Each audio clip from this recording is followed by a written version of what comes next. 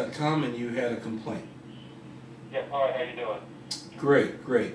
If you could start, let me just tell you what my credentials are, then I will listen to your complaint. I'm a police misconduct expert. I'm a federal court qualified expert witness. I will listen to your complaint, evaluate and assess what your allegations are, and then I'll give you some advice at the conclusion of your statement. If you can start by telling me your name and the name of the police department, I will start taking notes and we'll go from there. Yeah, well, it's going to take a little while because it involves more than one police department. Let me get my pen too, if you don't mind. I have it nearby. Okay. You need it, right? Yeah, go ahead.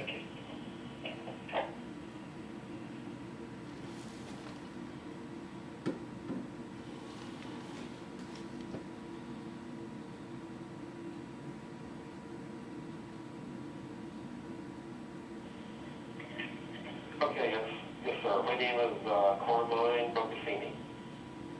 Okay. And how do you pronounce it? It's Bocassini? Bocassini. Bocassini, got it. Yes. Okay, Mr. Oh, no, I got it. I can see it on the caller ID. And the name of the police department, Mr. Bocassini? Yes, well, actually, it involves a lot more than just one police department. So, well, give I've been me. going on for 18 years, so it involves quite a lot. The local police department, obviously, where I live, is the Sayerville police complex. Okay, Sayerville. Can you spell that for me? Sayerville. Okay. And what is the concern about this department? What have they done? Well, let me go on. It also involves all the other local departments. I've had experiences with Old Bridge, South Amboy, Woodbridge, South Amboy. Okay, I'm familiar with each of those agencies. Perth Amboy and Woodbridge, we've had complaints about in the past. I think I've seen something like that. Yeah, we have a number of complaints from those agencies. Well, can you kind of summarize what the general complaint is, so we can't take the whole case on at once? Give me the worst part of it first, and then we'll break down the other parts. Yeah, well, to sum it up, like in a short order, as opposed to getting into all the details, like 18 years. I mean, not obviously, we'd be here all day. The thing is, it's basically what's going on is they've been monitoring me for 18 years. Okay. Using a variety of means. At first, with just police cars, but then it became other vehicles, unmarked vehicles, other vehicles they use. I believe it even involved Homeland Security, state police. You know what I'm saying? Okay, so I've been monitored for 18 years. Plus, there's spreading vicious rumors about me, and they have neighbors spying on me too.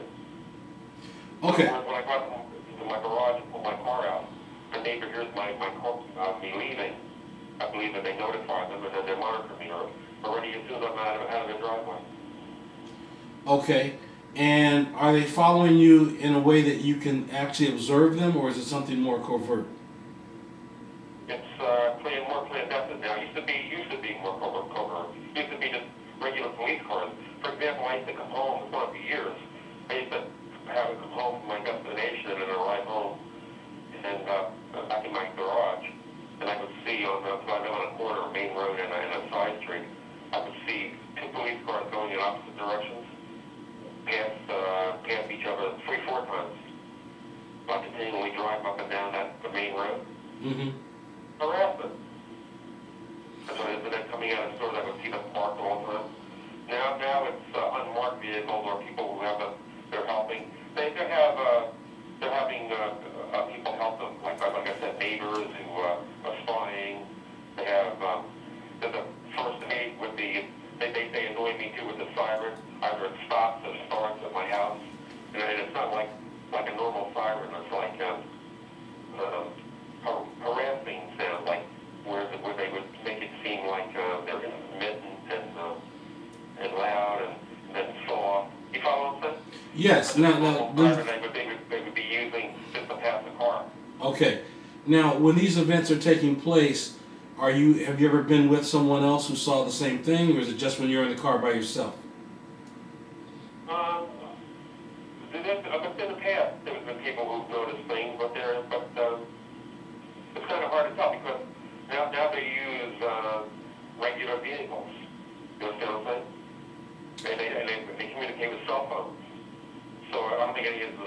I even went to the station one time and complained about the cell phones, the even patrol cars.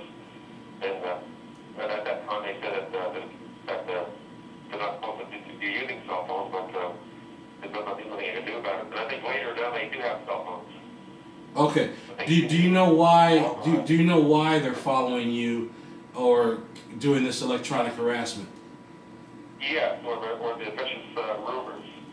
Okay. Well, how have you heard?